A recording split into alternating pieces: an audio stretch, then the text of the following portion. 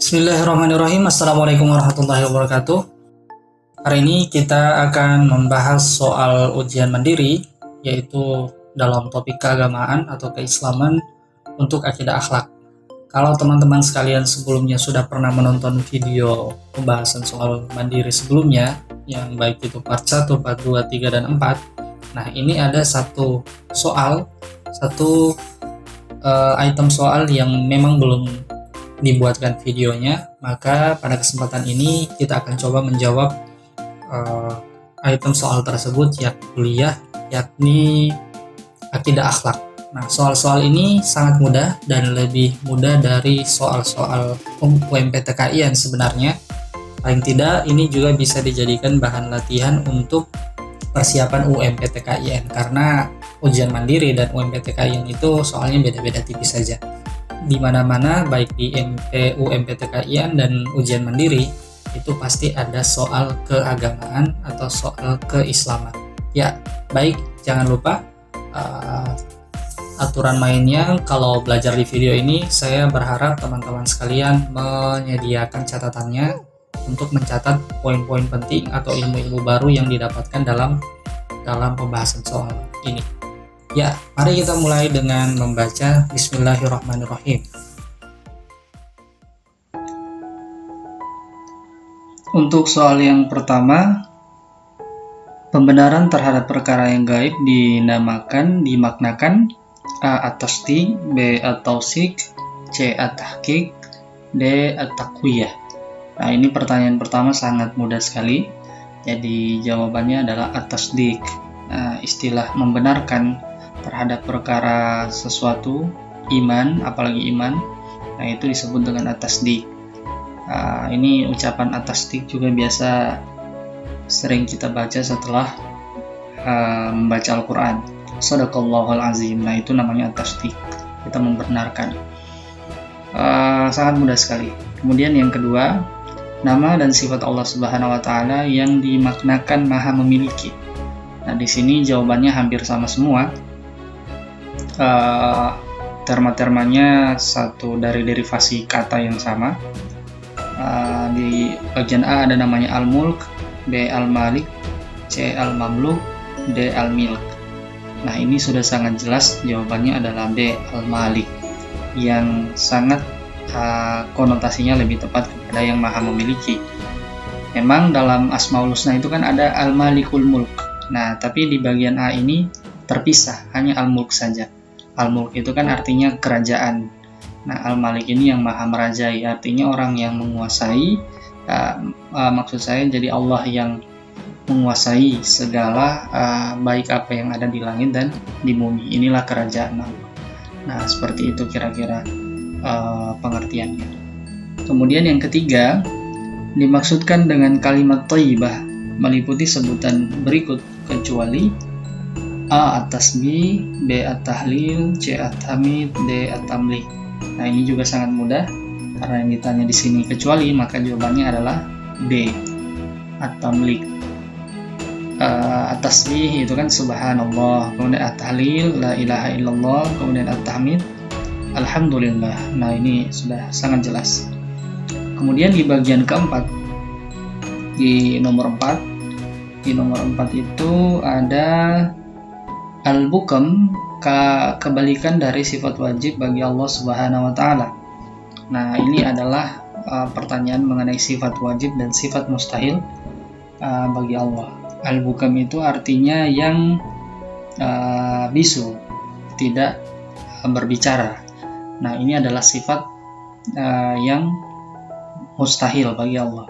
Nah, lawannya bisu, maka jawabannya adalah B. Al-kalam. Al-kalam itu artinya yang berbicara. Ini kan sudah sangat jelas. Kalam Allah itu kan disampaikan melalui Al-Quran. Nah, ini nanti harus dihafalkan itu 20 wajib sifat Allah dan 20 sifat mustahil bagi Allah. Ini sangat mudah sekali itu. Wujud, qidam, baqa, mukhalafatul hawadis, qiyamuhu bi nafsihi, wahdaniyah, qudrah, iradat, ilmun hayat, sam'un basar kalam. Nah, yang berfirman, maksudnya tadi yang berbicara, maksud saya itu memang kalamullah biasanya diidentikan dengan firman Allah. Jadi nanti dihafalkan itu ya, teman-teman sekalian, coba dihafalkan sifat wajib dan sifat mustahil bagi Allah. Kemudian yang kelima, nama-nama malaikat Allah Subhanahu wa taala pada sebutan berikut kecuali Munkar, Malik, Nu'as, dan Raqib. Nah, ini sangat mudah sekali. Ini pertanyaannya mungkin pertanyaan anak SD ini.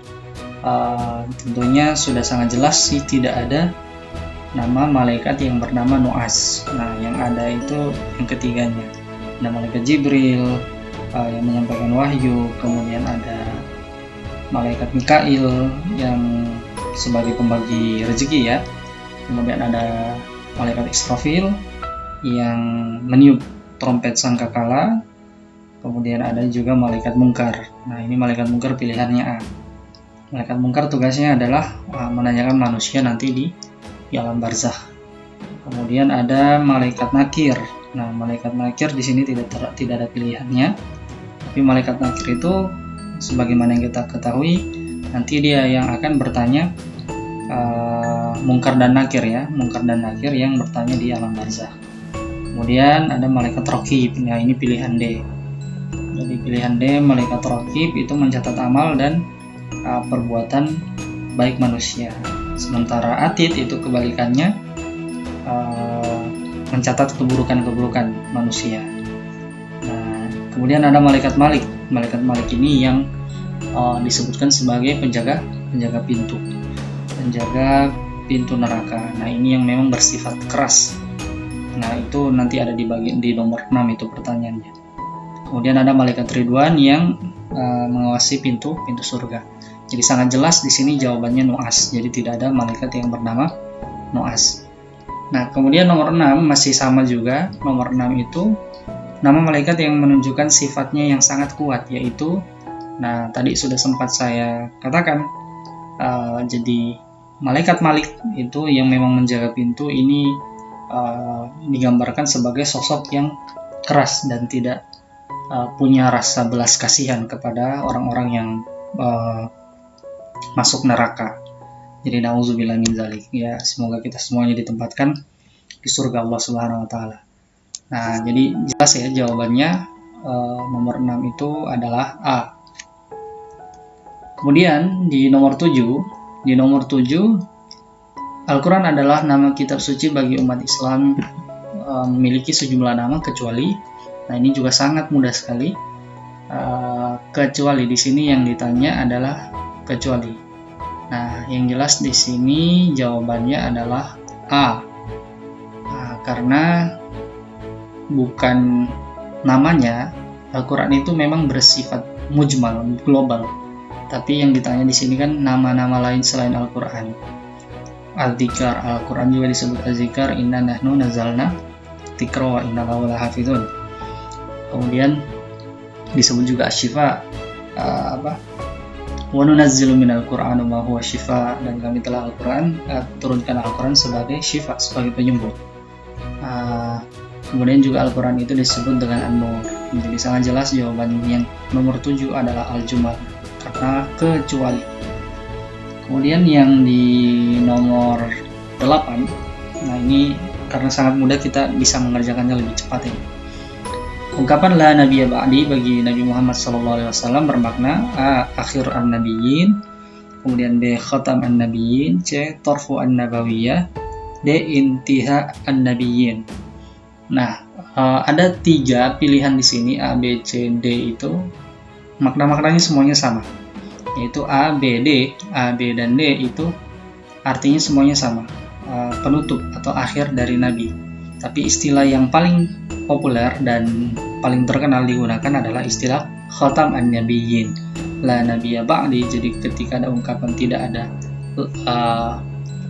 ada lagi seseorang setelah baginda Nabi, itu disebut karena memang Nabi adalah penutup dari semua Nabi. Jadi Nabi terakhir disebut dengan Khatam an-nabiyyin. Nah, ungkapan ini yang lebih populer, lebih sering dipakai. Jadi jawabannya adalah B. Kemudian nomor 9, Sebutan lain bagi ajaran Nabi Muhammad SAW disebut Mushaf, B. Al-Mau'unah, C. Al-Mu'jidah, D. Ar-Risalah. Nah, ini sangat jelas jawabannya adalah D. Risalah. Jadi ajaran yang disampaikan oleh baginda Nabi SAW itu disebut dengan risalah. Nah, itu kan ada dalam Al-Quran. Fa in lam tabligh wa ma ballagta risalatah. Nah, itu sangat jelas jawabannya D. Kemudian nomor 10, kisah tentang Raja Zulkarnain terdapat dalam Al-Quran. Nah, ini harus luas pengetahuannya ini. Paling tidak seringlah dibaca ayatnya. A. Surah Al-Kahfi, B. Surah Al-Isra, C. Surah An-Nahl, kemudian D. Surah Al-Mulk. Nah, ini sangat jelas kalau sering membaca Surah Al-Kahfi di hari Jumat, nah itu pasti tahu. Nah, kan ada di redaksi ayat Al-Quran itu wa yas'alunaka an Dzil Qarnain.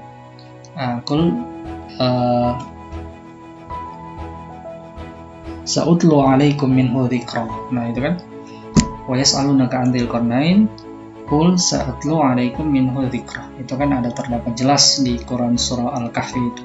Nah, itu kalau tidak salah diceritakan dari ayat 83 sampai 89 itu. Nah, jadi jawaban nomor 10 adalah A. Kemudian di nomor 11, Nabi Allah Subhanahu wa taala yang termaksud ulul azmi adalah sebagai berikut, kecuali. Nah, ini tentang nabi-nabi yang digelari dengan ulul azmi. Nah, sebelum kita jawab, pengertian dari ulul azmi itu adalah para nabi dan rasul yang mempunyai ketabahan luar biasa. Nah, dalam menghadapi cobaan dan ujian-ujian yang ada. Nah, itu namanya ulul azmi. Nah, ulul azmi itu yang pertama ada Nabi Nuh.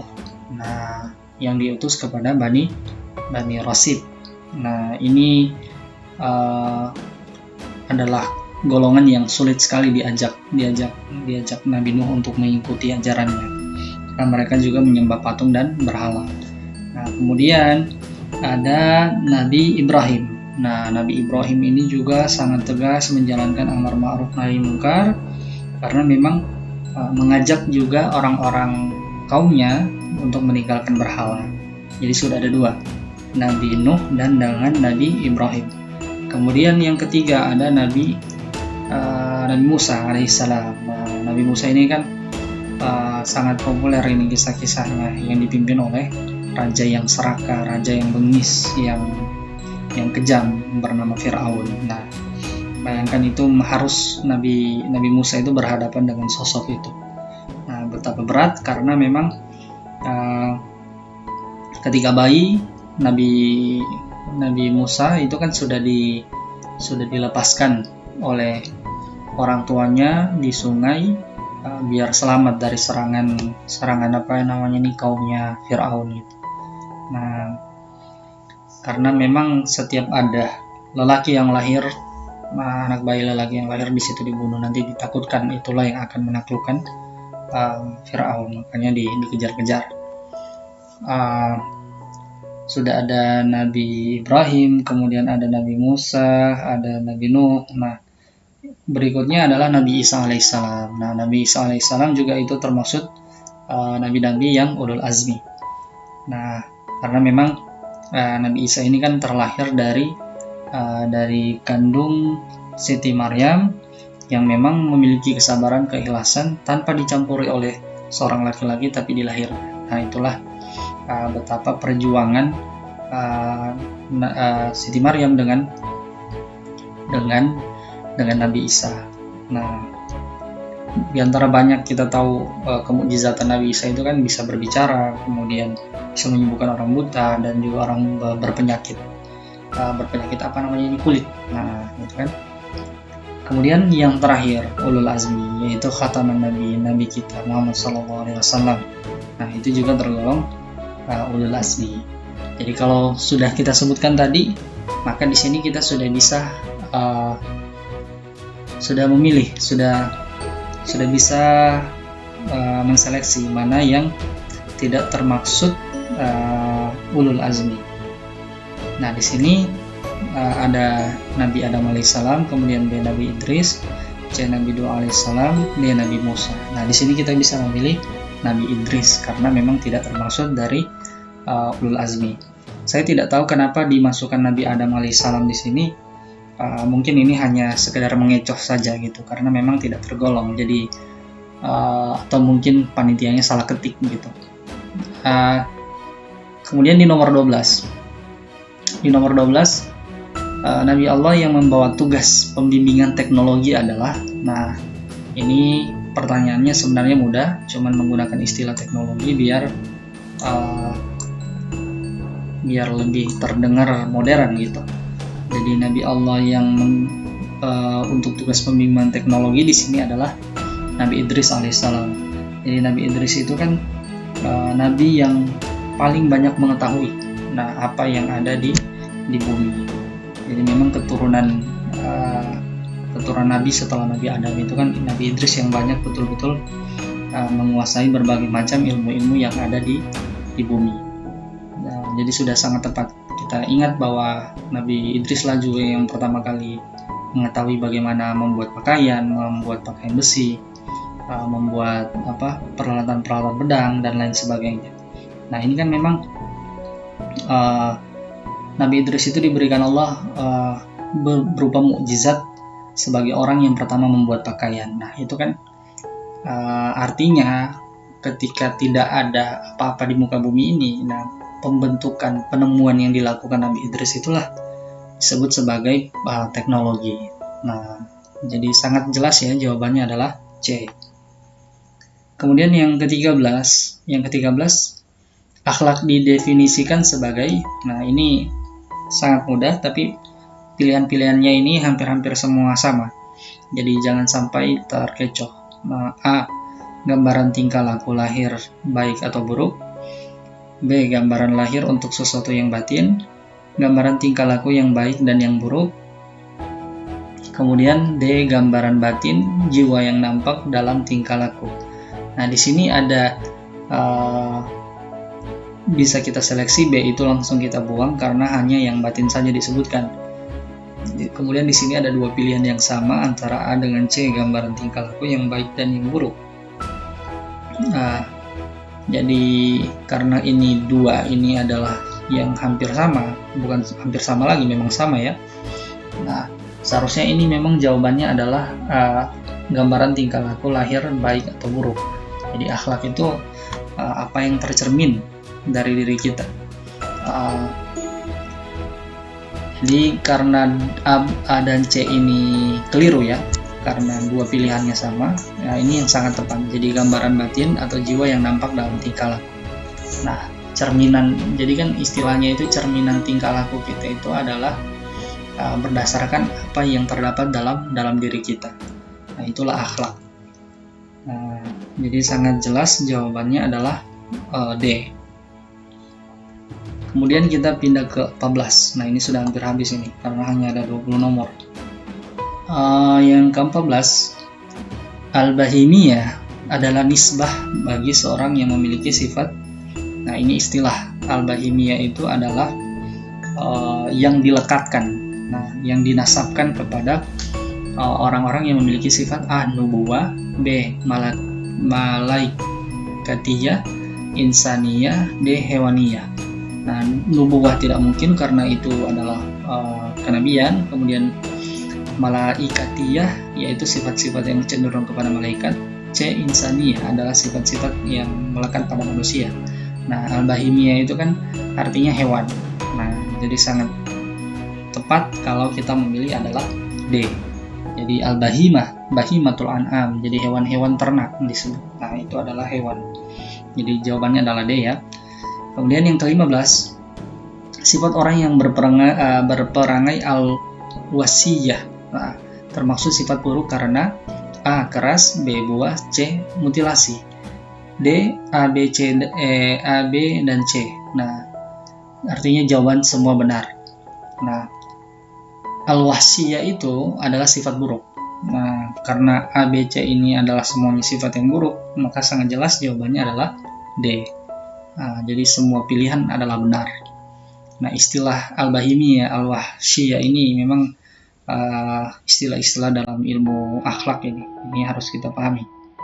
Kemudian Nabi Muhammad SAW nomor 16 diutus Allah Subhanahu Wa Taala dengan tugas utamanya adalah A. menegakkan hukum Islam, D. menyempurnakan akhlak, D. mendirikan negara Islam. D, A, B, dan C benar, semua jawaban benar. Nah, ini kalau kita tidak berpengetahuan yang cukup, kita biasanya suka terkecoh bahwa kita akan memilih D. Padahal di situ tugas utamanya yang pertama kali disampaikan oleh Nabi itu adalah B, menyempurnakan akhlak. Nah, itu berdasarkan innama bu'istu liyutammima makarimul akhlak. Nah, sesungguhnya aku diutus ke muka bumi ini tidak lain untuk menyempurnakan akhlak. Jadi menegakkan hukum Islam itu adalah bagian-bagian selanjutnya. Nah, apalagi mendirikan negara Islam. Nabi Muhammad sama sekali tidak mendirikan negara Islam. Jadi jawabannya tepat adalah B. Kemudian nomor 17. Ya, nomor 17 orang-orang yang termaksud al-khuruj anit ta'ah. Nah, al-khuruj anit ta'ah adalah A. kafirin, B. fasikin, C. munafikin, D. asin. Nah, ini jawabannya ini langsung saja ya, langsung dijelaskan, jawabannya adalah B. Nah, al-khuruj anit ta'ah itu adalah orang yang keluar dari ketaatan. Nah, itu disebut adalah golongan-golongan fasik. Jadi orang fasik itu adalah golongan yang seseorang tersebut itu keluar dari yang ia taati. Jadi istilahnya itu tadi disebut dengan al-khuruj anit ta'ah. Nah, jadi ciri-ciri orang yang fasik itu maupun dosa besar ataupun dosa kecil, setiap kali misalnya dia setiap kali ditanya gitu, dia menganggap bahwa dosa yang dia lakukan itu tidak bisa dipisahkan, tidak bisa dilepaskan karena sudah menjadi terbiasa. Nah, golongan-golongan itulah yang disebut dengan golongan fasik. Dia punya keimanan tapi tetap melaksanakan dosa-dosa, baik yang besar dan yang kecil. Itulah disebut dengan fasik. Al-khuruj anit ta'ah. Kemudian yang 18. Nah, yang 18 ini juga masih istilah-istilah akhlak. Nah, kemampuan mengendalikan diri berbuat tidak baik disebut A. zuhud, B. asy-syaja'ah, C. al-iffah, D. al-amanah. Nah, di sini ditanya kemampuan mengendalikan diri berbuat tidak baik, artinya selalu menghindari perkara-perkara yang buruk. Nah, itu disebut dengan al-iffah, ya. Jadi kalau ada kendali, kita sudah menyadari dalam diri kita ini kita tidak akan berbuat yang buruk-buruk. Nah, kita dapat mengendalikan diri kita, itu disebut dengan iffah namanya. Kemudian yang nomor 19. Nah, nomor 19 sifat kesatria bagi seseorang disebut, nah, ada A. al-khauf, B. dhaif, C. al-ma'ruf, D. asy-syaja'ah. Nah, sifat kesatria itu disebut dengan D. asy-syaja'ah. A itu keliru karena al-khauf itu takut, kemudian B itu artinya lemah, C itu artinya baik, ma'ruf al-hasanah, al-khair. Nah, kesamaannya ya, jadi sangat tepat kalau kita memilih D, asy-syaja'ah. Syaja'ah itu memang artinya berani. Kemudian yang terakhir bersikap qanaah dalam istilah ilmu akhlak disebut A. penerimaan atas kecukupan hidup, B. dorongan berlebihan dalam pola hidup, C. ekonomis, D. matre. Nah, karena yang ditanya di sini adalah dalam istilah akhlak, maka qanaah itu disebut penerimaan atas kecukupan hidup. Jadi berpuas diri atas apa yang dimiliki. Nah, itulah A. Memang hampir sama sih dengan ekonomis, tapi kan ekonomis ini istilah ekonomi, ilmu ekonomi, orang yang berhebat. Tapi yang ditanya di sini adalah ilmu akhlak. Maka jawabannya adalah A. Ya, jadi itu tadi untuk pembahasan soal SKI, karena banyak yang meminta untuk menyelesaikan pembahasan soal yang terdapat dalam paket ini, karena soal-soal yang lain itu kalian bisa cek di video-video yang sudah terupload sebelumnya. Ya, terima kasih atas perhatiannya. Insya Allah semuanya dimudahkan dalam ujiannya dan dimudahkan masuk ke kampus impiannya. Akhirul kalam, Assalamualaikum warahmatullahi wabarakatuh.